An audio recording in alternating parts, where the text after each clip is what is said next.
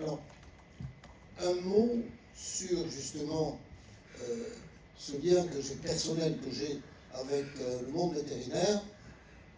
Je ne fais pas de schéma sur les ascendances familiales, mais je voudrais vous dire que dans ma vie, j'ai eu des moments très forts grâce au monde vétérinaire. Imaginez la scène, nous sommes en 1996, je suis donc ministre de la coopération et je demande en arrivant au Burkina Faso, à Ouaga, je demande à aller sur un marché aux bestiaux. Évidemment, ce n'est pas le genre de visite protocolaire habituelle d'un ministre. Et évidemment, on choisit un des plus grands marchés aux bestiaux de cette région du Burkina, c'est Menga. Menga est une ville qui est à peu près à 5 heures de route de Ouaga.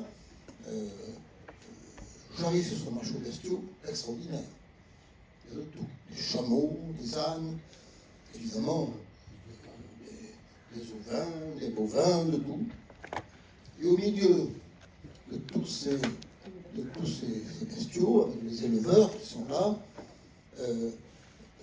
je vois surgir quelqu'un qui était d'ailleurs dans une tenue assez baroque. Enfin, vous voyez bien qu'il n'était pas très riche, c'était un peu déchiré, quoi. Il vient vers moi dans un français impeccable, magnifique. Il me dit, vous êtes M. Godefroy? Je dis oui. Ah, votre père fut mon maître. Au fond du Burkina, c'est faire dans les faits. Il me dit oui, je sors de Toulouse. Bon. Et j'ai eu avec lui un dialogue extraordinaire. C'était le vétérinaire inspecteur de l'hygiène des marchés aux bestiaux du Burkina. Il était là. Et là, j'ai compris toute, je dirais, la zone d'influence, la force de l'influence que les vétérinaires ont. Ils contrôlent l'hygiène alimentaire de l'activité.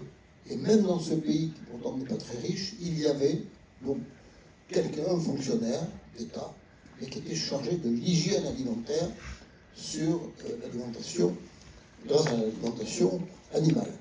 Bon, alors retenez-le parce que les vétos, c'est pas que ce que l'on croit, c'est ça aussi. C'est que l'influence qu'ils ont sur la vie des gens, tout simplement, elle est très considérable parce qu'ils ont l'influence sur leur santé. Alors, deuxième chose que je voulais vous dire, très simplement, et je citerai l'un d'entre vous dans un instant, ce qui compte dans l'alimentation, évidemment, c'est la qualité. Je viens de le faire dire de notre réseau, la qualité. Et nous, Français, nous avons choisi, il y a longtemps, bien avant nous, la prolifération dans le cadre de cahiers des charges extrêmement stricts. J'ai été l'élu quand même du Roquefort pendant 30 ans, alors je sais de quoi je parle, de l'appellation d'origine contrôlée.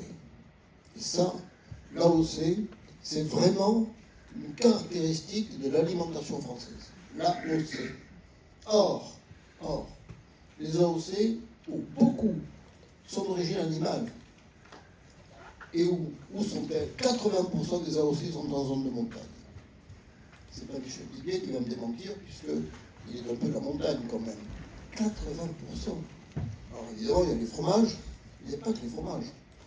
Ce qui veut dire aussi que si on abandonne la défense de l'AOC, on abandonne la montagne, qui est déjà assez dépeuplée comme ça, et alors là, après, ce sera le désert montagnard.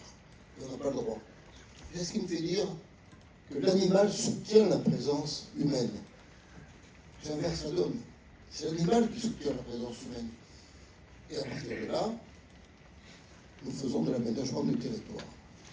Et c'est pour ça que tous ceux qui condamnent pour des raisons qui sont les leurs l'élevage ne se rendent pas compte à quel point ils peuvent déshumaniser nos territoires. Ils peuvent les désertifier. Si on élimine de nos préoccupations l'élevage, on élimine complètement les hommes dans nos paysages français. Voilà. Je tenais à dire ça, c'est très simple, mais ça veut dire quelque chose. Ça veut dire que c'est notre devoir qu'il y ait des colloques comme celui-là qui est organisé, et félicitations. C'est plus à l'ordre du jour, beaucoup plus à l'ordre du jour qu'on ne le croit, l'aménagement du territoire et surtout l'alimentation humaine. Bon colloque, merci.